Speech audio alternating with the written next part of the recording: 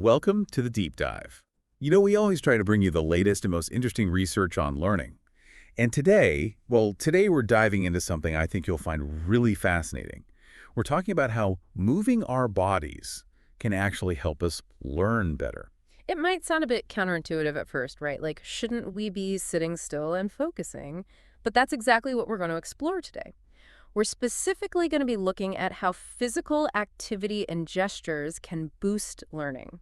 Especially when it comes to younger children picking up vocabulary in a new language. In this case, we're looking at kids learning English. And for this deep dive, we're going to be taking a close look at a study from the Educational Psychology Review. The title's a bit of a mouthful.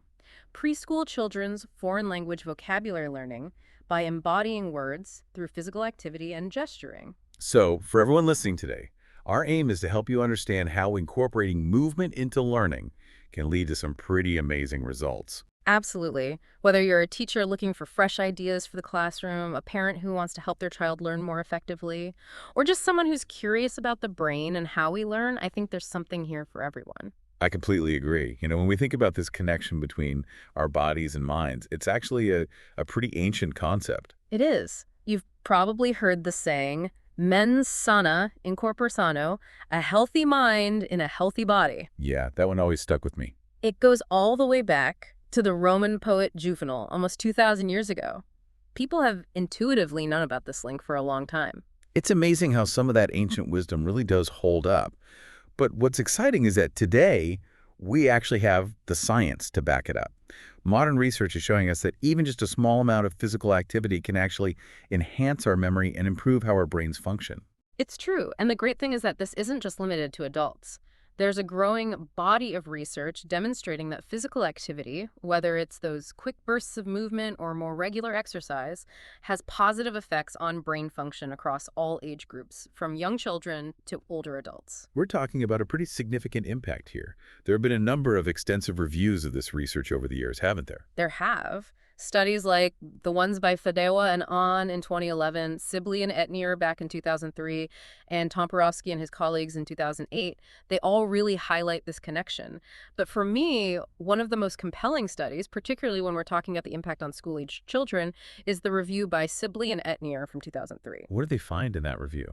Well, what's so striking is that they discovered a very strong positive relationship between physical activity and how well children perform on cognitive tasks and in their academic work overall. So it's not just about feeling more energetic or alert. We're talking about real, measurable improvements. Exactly. We're not just talking about vague benefits here. Their findings suggested that more physically active kids tend to do better in a whole range of areas. Things like their perceptual skills, how well they take in information from their surroundings, Interesting. their general intelligence or IQ, their overall academic achievement across different subjects, and they even perform better on specific tests for verbal skills and math. Really? Even their math skills are impacted. That's what the research seems to suggest. And it goes beyond just academic performance, too.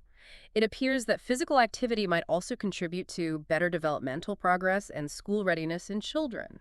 It makes you think about how we can design our schools and learning environments to incorporate more movement throughout the day. Absolutely. And there are already some really innovative approaches out there. One program that comes to mind is Energizers, which was developed by Mahar and colleagues in 2006. What are energizers? Think of them as short bursts of physical activity that can be done right in the classroom. So teachers can easily integrate them into their lessons. How long do these activities usually last? They typically only take about 10 minutes, and the beauty of Energizers is that they don't require any special equipment. And even better, teachers can easily link them to whatever the children are learning at the time. Oh, I like that. So it's not just random movement. It's actually connected to the learning material. Can you give us an example of what an energizer might look like? Sure. Imagine a class is reading a story filled with action verbs like jump, walk, or spin. The teacher could have the children physically act out those verbs as they come across them in the story. That's a fun way to bring the words to life. You get them out of their seats and engaged with the story in a more physical way. And there's evidence that it actually works. Maher's research showed that these energizers not only increase children's physical activity during the school day, but also, get this, lead to better on-task behavior during learning activities that follow. So it's not just about getting the wiggles out. It actually primes their brains for better focus and learning. Precisely. You hit the nail on the head. That's the key insight here. Movement isn't just a break from learning, it's actually a way to enhance it. I like that. And these kinds of activities might even help strengthen certain mental skills that are crucial for learning, right? That's right. Tomporowski and his team concluded in their 2008 review that exercise has a particularly beneficial effect on executive functions in children. Executive functions now. Remind me what those are again. Think of them as the air traffic control system of our brains. They're the mental processes we use for things like planning, focusing our attention, organizing our thoughts, controlling our impulses, and problem solving. Those are some pretty essential skills for learning, wouldn't you say? Absolutely. And what's exciting is that exercise seems to give these skills a real boost. And it's not just about strenuous exercise either. Pontifex and his colleagues, in a study from 2009, found that even moderate intensity aerobic exercise like brisk walking or jogging can lead to improvements in overall cognitive performance. And this is particularly true when people are tackling challenging tasks that really tax their working memory. It's such a shame then that children, especially as they move into those later elementary school years, often become less physically active. Kim and Lee pointed this out in their 2009 research. You're right that decline in physical activity is a valid concern, but it's also encouraging to see how it's spurred some really innovative solutions. Like what? Well, one great example is the Texas I CAN program, which stands for Initiatives for Children's Activity and Nutrition. It was developed by Bartholomew and Jowers in 2011. Tell me more about this program. How does it work? The brilliant idea behind Texas I CAN is to create academic courses that intentionally build in physical activity. So it's not just about adding a separate PE class. It's about weaving physical activity into the actual learning process. Exactly. And this way, you're addressing both fitness goals and learning goals in a fun and engaging way. You don't need any fancy equipment or resources. It's about getting creative and finding ways to move while learning. One of the examples from this program that I read about and really loved is spelling freeze tag. Can you explain how that works? It sounds like a lot of fun, doesn't it? So in spelling freeze tag, kids run around within a designated area. If they get tagged by another student, they have to freeze in place with their hands up. Then the student who tagged them gets to ask them to spell a word. Oh, I see. It's like a fun twist on a classic game. Exactly. And if they spell the word correctly, they're unfrozen and can rejoin the game. It's a really brilliant way to review spelling words while getting kids moving and active. It's almost like sneaking in the learning without them even realizing it. Mm. And this idea of integrating movement into the curriculum isn't just limited to games, is it? Not at all. There are much broader approaches as well. One that's really gained traction is the physical activity across the curriculum intervention, or PACE for short. It was introduced by Donnelly and Lambourne in 2011. What's the core idea behind PEG? The focus is on finding creative ways to weave moderate to vigorous physical activity into regular academic lessons. And this isn't just limited to subjects like PE or health. They're talking about incorporating movement into math, language arts, science, even social studies. Geography, even. It's hard to imagine how you'd get kids moving in a geography lesson. I know, right? But they gave a really cool example in their research. Let's say you're teaching a lesson about different countries and their locations on a map. You could assign different areas of the classroom or even an outdoor space to represent north, south, east, and west. Okay, it's starting to get the picture. Then when you call out the name of a country, like let's say Canada, the students have to physically run to the area that represents north. That's fantastic. It turns the learning into a game, a fun little challenge. And what's even better is that Donnelly and Lambourne concluded that this kind of approach can significantly increase the amount of physical activity children get during the school day. And there's good reason to believe that it can also contribute to improved academic performance. It really is starting to paint a very clear picture of how powerful movement can be for learning. And so far, we've mainly been focusing on these larger, more obvious movements, like running around during a game. But there's another fascinating layer to this, isn't there? There is. And it has to do with the power of those smaller, more subtle movements we make, like when we gesture with our hands as we talk. This brings us to the concept of embodied learning, which has been gaining a lot of attention in recent years. Embodied learning. Can you explain that a bit more? I'm not quite sure I understand what that means. Well, it challenges the traditional view that learning is solely a mental process. Researchers like Wilson back in 2002 and Powell and colleagues more recently in 2014 have been highlighting how learning is actually deeply intertwined with our physical experiences and actions. So it's like our bodies are actively involved in the learning process, not just our minds. Exactly. Embodied learning suggests that our understanding of concepts isn't just abstract and detached, it's grounded in our sensory experiences and how we physically interact with the world around us. So we're not just talking about the big movements like running or jumping.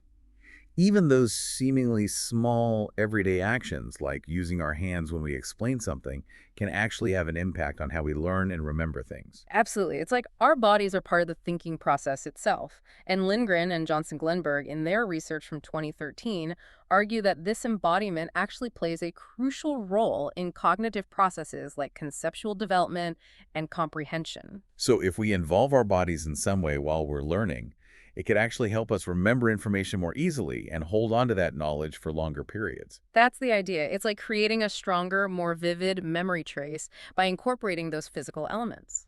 It does make intuitive sense. If you physically do something while you're learning, it's almost like creating another pathway in your memory, another way to access that information later on. But what's the science behind this? Why does it work? There are a few different theories that researchers have proposed. One idea is that when we use our bodies during learning, it provides additional sensory information, which helps create richer, more detailed mental representations of what we're learning. It's like adding more layers to the memory, making it more robust and easier to recall later. Like adding more colors to a painting, making it more vivid and memorable. Exactly. Another possibility is that involving our bodies actually reduces cognitive load. Cognitive load meaning. It's basically the amount of mental effort our brains have to exert to process information. So the theory is that by offloading some of that processing onto our physical actions, it frees up mental resources, allowing us to focus more on understanding the concepts at a deeper level. Researchers like Golden Meadow and others in their 2001 study and Paz and Sweller in 2012 have really explored these ideas in detail. And it seems like gestures, in particular, play a really important role in all of this. You're absolutely right. The work of Hostetter and Ali in 2008 suggests that our gestures can actually help us retrieve words from our memory more effectively. It's like our hand movements are providing cues to our brains, helping us unlock those stored words. That's really interesting. It's like our hands are talking to our brains, giving them hints. And the broader research on gestures, including work by Golden Meadow and Hostetter, suggests that gesturing has a significant impact on those cognitive functions that are so crucial for learning and comprehension. Earlier, you mentioned something called the enactment effect. Can you remind me what that is? Sure, the enactment effect is a fascinating phenomenon where we tend to remember actions or phrases much better if we physically act them out compared to just reading or hearing them. So it's not just about seeing the action, it's about actually doing it ourselves. Exactly. And this effect has been studied by researchers like Cohen and Otterbein in 1992 and Engelkamp and Cohen in 1991. Engelkamp and Zimmer, back in the mid-1980s, even suggested that this effect isn't simply due to the visual aspect of seeing ourselves move.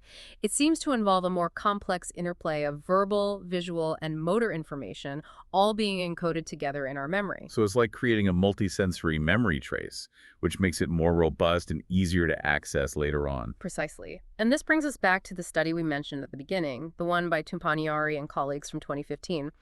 What made their research so unique is that it focused specifically on combining enactment gestures with more general physical activities to see how this impacted foreign language vocabulary learning in young children. And they specifically chose to focus on preschool-age children learning English. Yes, and this was an area where there wasn't a lot of existing research. So they were really breaking new ground in exploring this combination of movement and gesture. And what were their main hypotheses, the key questions they were trying to answer? Well, their core idea was that learning new vocabulary in a foreign language by actively embodying the words through relevant gestures and physical movements would not only be more enjoyable for the children, but it would also lead to better learning outcomes compared to learning with just gestures or with no physical activity or gestures at all. So they believed that actively involving their bodies in the learning process would make a real difference. Exactly. And they had a few compelling reasons to believe this. Like what? They proposed three main potential benefits. First, they pointed to the cognitive advantages that come from actually embodying the words through gestures, which we've talked about already. Right. Second, they highlighted the physiological effects of physical activity, like increased blood flow to the brain, which can boost cognitive function. And they also thought it might enhance neuronal efficiency, basically meaning that the brain cells might communicate and work together more effectively. So there's a potential biological benefit happening as well. Exactly. And their third proposed benefit focused on the emotional impact. They thought that incorporating movement and gestures would simply make the learning process more enjoyable and motivating for the children. And anyone who spent time with preschoolers knows that when they're having fun, they're much more likely to be engaged and learn effectively. Makes perfect sense. So how did they actually design the study to test all of this? How did they structure the learning experience for the children? They created 3 different learning conditions for the children to compare. 3 groups. Yes, 3 groups. In the first group, the children learned the names of animals in English by making gestures that showed how each animal moved. So if they were learning the word bird, they might flap their arms like wings. Exactly. In the second group, they combined those same gestures with relevant physical activities. So for bird, they might not only flap their arms, but they might also hop around the room like a bird. I love that. It really brings the word to life. And then the third group served as the control group. They were taught the same vocabulary, but they learned it in a more traditional way, with the teacher presenting the material without any specific gestures or physical activity. So the control group was more like a typical classroom setting, while the other 2 groups incorporated those active learning elements. Precisely. And the researchers made sure that the Learn on the program was the same length for all 3 groups. It ran for a total of 4 weeks. 4 weeks! That's a pretty decent amount of time. It is. And every week, all 3 groups were taught the same list of 20 animal words in English. To ensure they had enough exposure, they had 2 learning sessions per week, with each session lasting a full hour. So all the children were spending the same amount of time learning the vocabulary. The only difference was in how they were being taught. Exactly. That was the key variable they were manipulating. And within each session, the teaching procedure was structured in a similar way across all 3 groups. The teacher would begin by showing a flashcard with a picture of the animal and saying its name, first in Greek, which was the children's native language, and then in English. Okay. After that, the activities specific to each group would begin. For the control group, the main activity involved simply repeating the animal names in both languages. So a more traditional rote learning approach. Exactly. For the gesturing-only group, they would also repeat the names, but they would additionally use gestures to show how the animal moved. However, they would remain in their places, no moving around the room. Yep. And for the physical activity and gesturing group, they would not only repeat the names and make the gestures, but they would also imitate the animal's movements with their whole bodies actually moving around the room. That sounds like so much fun. It must have been quite a sight to see those kids all moving and acting like different animals. I bet it was. And it's worth noting that the physical activity components in this group were inspired by an energizers activity called On the Farm. The gesturing-only activities, on the other hand, were based on another energizer called It's a Zoo in Here, which emphasizes actions without moving from a specific spot. So they were incorporating those established active learning techniques into their study design. They were. And then, after those 4 weeks of learning, they wanted to assess what the children had learned and how they felt about the different teaching methods. Makes sense. So how do they evaluate all of that? They gave the children a post-test that had 2 main parts. First, they asked the children how much they enjoyed the way they were taught, and if they would like to be taught that way again in the future. They used a simple 5-point scale with smiley faces to make it easy for the kids to understand and respond. A very child-friendly approach. Absolutely. And the second part of the post-test was a cued recall test. So the experimenter would say Greek word for an animal, and the child had to recall and say the corresponding English word. This was their measure of how well they had learned the vocabulary. It's fascinating how they brought together all of these different elements. The physical activity, the gestures, the vocabulary learning, and then those assessments to see how it all impacted the children's learning. It really was a well-designed study, and the results were pretty remarkable. What did they find? First of all, they found a statistically significant difference in how well the children performed on that vocabulary test across the 3 different learning conditions. Meaning? Meaning the results weren't just due to chance. There was a clear pattern in the data. Okay. And the pattern was this. Both the group that used gestures and the group that combined physical activity with gestures performed significantly better on the test than the control group. So the active learning approaches were clearly more effective than the traditional approach. They were. But what's even more fascinating is that the group that combined physical activity and gesturing actually scored significantly higher than the group that only used gestures. Wow. So adding that physical movement really amplified the learning boost. It seems that way. And it wasn't just a small difference either. The data really showed a meaningful advantage for the groups that incorporated movement into the learning process. That's really compelling evidence for the power of embodied learning. What about the children's responses to those questions about how much they liked the different teaching methods? Did those reveal anything interesting? They did. The results showed that both the group that did physical activity and gesturing and the group that just used gestures rated their learning experience more positively than the control group. But even more telling is that the children explicitly stated that they preferred the learning condition where they were moving and gesturing compared to just using gestures alone. So not only did they learn more effectively, but they also enjoyed it more. It really reinforces the idea that making learning active and engaging can be incredibly beneficial. Absolutely. It aligns with what we know about how young children learn best. They thrive in environments that allow them to move, explore, and have fun. The study's findings really support those initial ideas that the researchers had, don't they? They do. The research suggests that learning vocabulary by engaging the body, whether through gestures alone or by combining them with physical activity, is a more effective approach for young children than traditional teaching methods. And that combining physical activity with gestures really takes it to another level. It does. The children remember more words, and importantly, they enjoy the learning process more. This really highlights the idea that learning isn't just about passively absorbing information.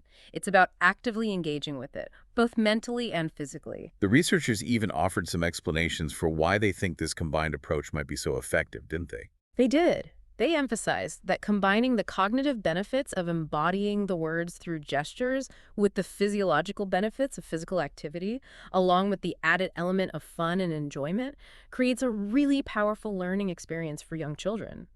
They also acknowledged that there might be other factors at play. For example, it's possible that the children in the more active groups were simply more enthusiastic and put in more effort because they were having so much fun. So maybe the increased enjoyment led to increased motivation and effort, which in turn boosted their learning. That's a possibility. However, the fact that the group combining movement and gestures still outperformed the gesture-only group suggests that there's more to it than just increased enthusiasm.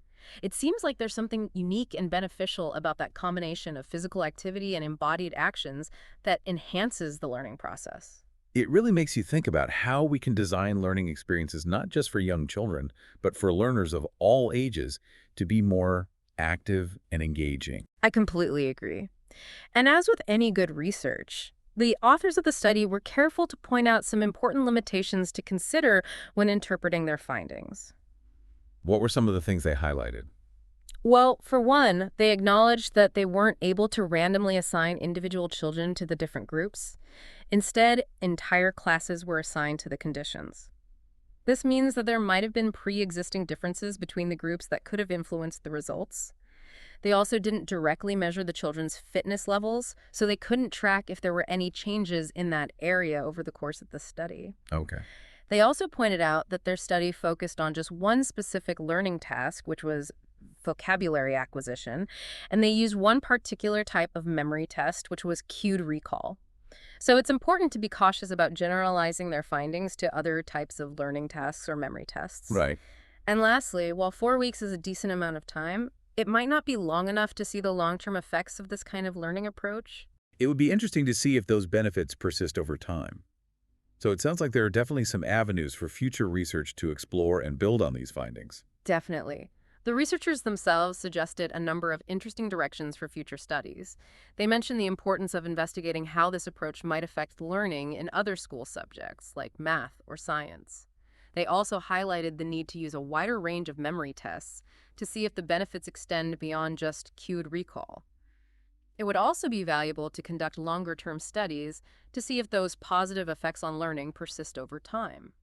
And it would be interesting to explore whether these same principles apply to different age groups or when learning more abstract concepts. And from a practical standpoint, it would be really helpful for teachers to have more research on how to effectively manage a classroom of older students when incorporating more movement into their lessons. Absolutely. There are logistical considerations to take into account, especially as children get older and classrooms become more structured. But overall, this study, despite its limitations, provides some really compelling evidence to support the idea that physical activity can lead to improved learning outcomes, particularly for young children learning a new language. And it really underscores the idea that those positive effects are even stronger when the physical activity is directly linked to what's being learned through embodied actions, like those gestures. Exactly. And it supports the growing body of research suggesting that physically active learning programs, even those short, simple activities like energizers, can be incredibly valuable tools for educators. And not just for their physical health, but for their ability to learn and thrive in the classroom. Precisely. And that brings us to the key takeaway for our listeners today. What we really want you to walk away with is the understanding that actively involving your body through physical movement and gestures isn't just about burning off energy or keeping kids entertained. It can actually make a significant difference in how well you learn and remember information. And this is especially true for young children who are learning new vocabulary. And importantly, this more active, embodied approach to learning is also more enjoyable for the learners themselves. It taps into their natural desire to move, explore, and have fun, which makes the learning process more engaging and motivating. So as we wrap up this deep dive, we want to leave you with a final thought to ponder. How might you apply these ideas of embodied learning to your own life or to the lives of those you teach or care for? It doesn't have to be limited to language learning or even to children. Think about learning a new skill, a new sport, a new musical instrument, or even in professional development settings. What possibilities might open up if we consciously incorporate more movement into the learning process? It's a question worth exploring. And on that note, we encourage all of you to reflect on your own learning experiences and see where you might be able to bring in a little more movement, a little more embodiment to enhance your learning and make it even more enjoyable. Thanks for joining us for another deep dive.